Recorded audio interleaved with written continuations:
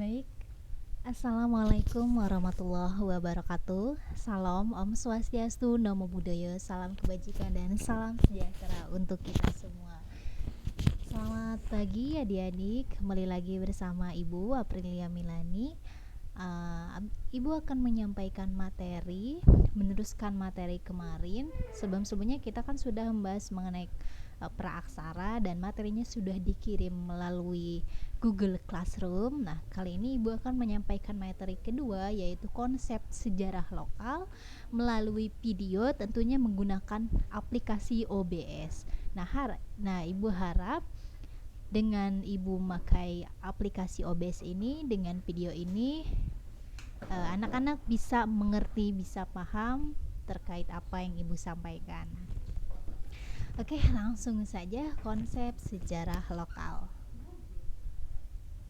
Nah, sebelum kita membahas lebih jauh mengenai sejarah lokal, contohnya gitu ya, perbedaan-perbedaannya, maka kita harus paham dulu mengenai pengertian dari sejarah lokal. Nah, jadi Ibu mengambil dua teori yang tentunya teori ini sudah diakui dan sudah diterapkan di banyak-banyak penelitian.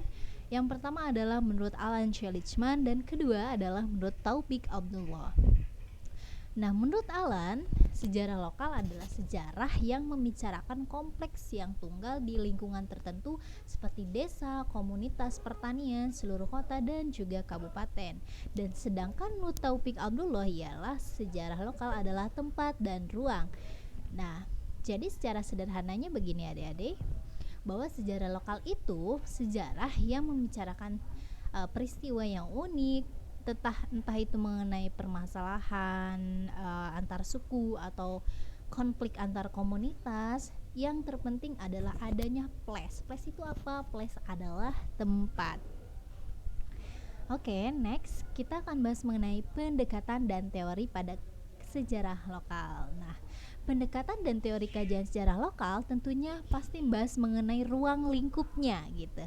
Nah, ruang lingkupnya itu ada apa saja? Pertama, ada terbatas pada geografis tertentu atau locality, dan yang kedua, sejarah lokal memiliki 4 studi. Nah, ini menurut Sugeng Priadi. Artinya 4 studi ini memiliki peristiwa khusus, struktur, tematis, dan sejarah umum. Nah, jadi adik-adik, ketika Anda ingin mengatakan bahwa sejarah itu adalah sejarah lokal, nah itu juga harus memiliki 4 hal yang bisa dikatakan sejarah lokal. Yang pertama adalah peristiwa khusus, struktur, tematis, dan juga sejarah umum.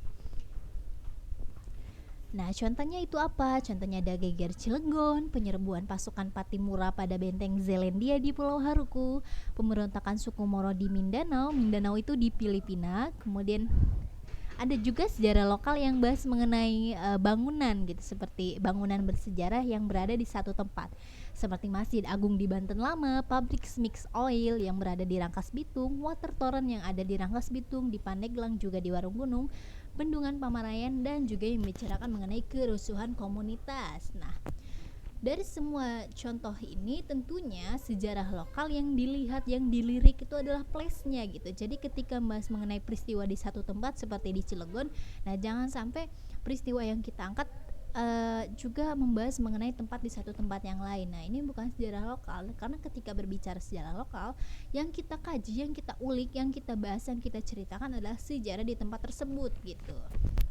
Oke, next. Nah, jadi di bab yang kita bahas ini, di sejarah lokal, ada yang namanya perbedaan sejarah lokal dan juga etnografik. Nah, perbedaannya itu apa, Ibu? Nah, sebelum kita bahas lebih jauh mengenai perbedaan sejarah lokal dan etnografik, maka kita harus paham dulu nih pengertian dari etnografik. Nah, Ibu mengambil pengertian yang menurut Ibu ini sudah mencakup dari seluruh pengertian etnografik. Nah, yaitu adalah suatu tulisan yang menggambarkan suatu masyarakat, kelompok, ataupun kehidupan manusia.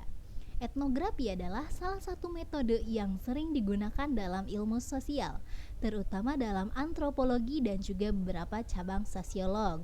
Nah, sedangkan sejarah lokal fokusnya adalah peristiwa yang berada di tempat tersebut gitu.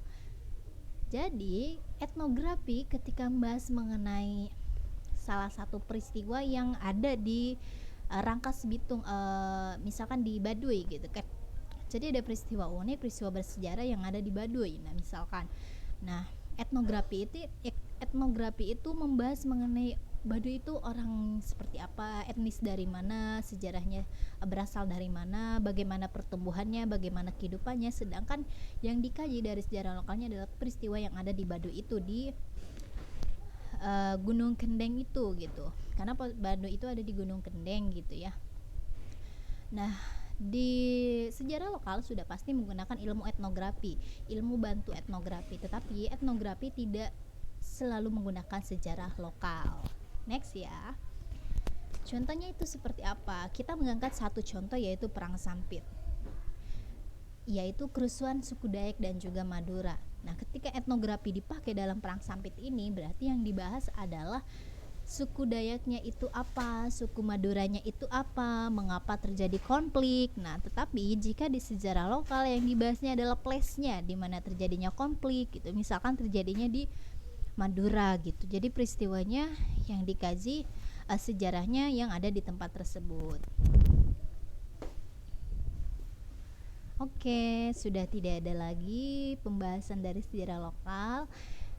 Ibu harap apa yang Ibu sampaikan bisa dipahami oleh adik-adik sekalian gitu ya. Terlebih ini menggunakan video, tidak tulisan gitu. Artinya jika menggunakan video pastinya lebih atau harus bisa paham. Nah, setelah yang tadi saya sampaikan, nantinya akan ada materi dan dikirim pribadi atau dikirim di grup. Dan juga jika ada yang ingin ditanyakan, silakan bertanya ke grup kita ya. Oke, terima kasih atas perhatiannya. Billahi taufiq wal hidayah. Wassalamualaikum warahmatullahi wabarakatuh. Saya tutup.